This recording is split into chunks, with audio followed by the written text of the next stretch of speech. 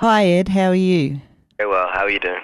I'm fine, thanks. So is this your first trip to Australia? Well, I've actually been 3 times prior to this. This is my fourth trip, but it's the first trip with the band. I used to come over because we had family over here, and I used to visit Sydney and Melbourne. So you like it here, I take it? Love it here. When I was a kid, I always wanted to come and live here. The weather's a lot nicer than at home, and, everyone's a bit friendlier. I had a list of the shows you were doing in Australia, and you were doing 4 and now you're doing 8. Yep. Yeah, we were originally doing 4 shows with Elbow, and then we added our own shows because we thought we might as well, play our own gigs if we're coming over here as well. It's a long way to come. Oh, so not all the extra shows are with Elbow? No, all the ones we added after that are our own ones. So we did Perth the other day, which wasn't with Elbow at all. So you were the last one to actually join the band. Were they the Bombay Bicycle Club when you joined in 2006? They were the Bombay Bicycle Club in 2006. I think I joined for the third or fourth show they'd ever played. I'd seen them play without me in the band, as a fan, because they were friends of friends, and I went round to the show and I loved it. I thought they were a great band, even without me. And you met at a funeral? Well, they asked me to come and play at a show at the funeral. I'd met them all before, kind of from the North London social scene, and again, through friends.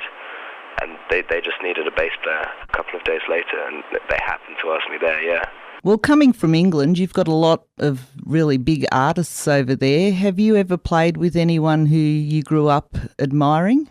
Yeah, we've played with a ton of people who I grew up with. We played with the Pixies, who are one of my favourite bands ever, one of the best guitar bands in the world. That was a huge honour. We actually kind of managed to embarrass ourselves in front of them after the show. We met up with them, and we were so starstruck that we just talked rubbish for 20 minutes at them, and then they walked off. That was good. You've got a new album out, haven't you? Our album's been out in the UK, this album, since August. So a different kind of fix is available in Australia as well? I think so. Let's hope so. Probably at your show, I could see you've got a bit of merchandise going on. And if people want it, they can go to iTunes, I think they have it there, or download it illegally, but that's naughty.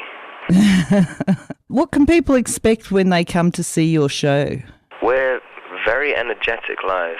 Talking to me, you wouldn't really think that because I'm super chilled out and I've got quite a monotone voice, but we're very energetic live. I think we put all of our energy into that, and we try and get the crowd going. It's kind of like a two-way thing. If the crowd are enjoying it, we'll have a lot more fun. Hopefully the crowd kind of feed off us having a good time. The video for How Can You Swallow So Much Sleep, who did that video? Whose idea was it? That's a good friend of mine and Jack's, who I went to school with, actually. I went to school with her when I was 16, 17 and 18. She's now studying animation at Edinburgh School of Fine Art and is one of the most talented people I know. Yeah, we always wanted to get her to do a video because we knew she'd do a great job. It's just one girl that made that, and she came up with everything, did it all herself. It took about 6 months. So can I ask, is it all digital, or did she make a clay figure for it? None of it's digital whatsoever. All right.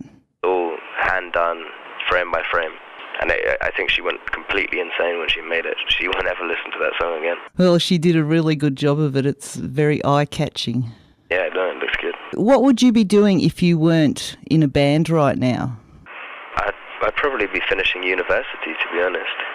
We all had places to go to university, and then we took some time off to see if the band would work, and it built up and got better and better, and now it's kind of our full-time occupation. But we all had kind of planned before this really took off to, go to higher education and then get jobs. Well, what sort of job were you after? I had a place to do architecture, and thank God I didn't go and do that because it would have been the wrong decision, and this is definitely the right thing for me to be doing. So when you go into some of the venues you play at, do you still look at the architecture? Is there still an interest there? Not so much the venues we play in. They're all kind of grimy venues, but when I walk around cities, I take in the buildings. The buildings here in Melbourne are beautiful. All those kind of early 20th century houses that you guys have is beautiful. You guys were winning awards and doing festivals and that while you were still at school. Yeah, well, we've been doing this for a long time. The first festival we ever played was in 2006. We were all 16, and I guess we've just continued to play festivals every year since then. It's pretty insane. It must be a bit surreal sometimes to, start doing what you love at such a young age and starting to grow success out of it and not have to get a real job. Yeah, it's pretty weird. I try not to think about it. I don't know, every so often I take a step back and I realise that I'm on the other side of the world doing what I love, and I can't believe it's happened, but I try not to think about it too much, Yeah. Do you remember when you've had one of those moments where you were at a gig or on stage somewhere and you just thought, pinch me? What am I doing? We played in New York. I definitely felt that in New York. That was about a week and a half ago. Oh, you were actually on a TV show over there too, weren't you? In the States? Yeah. Maybe. Which one? You were on the Carson Daly show while you were there, weren't you? Well, yeah, we were on the Carson Daly show. That was...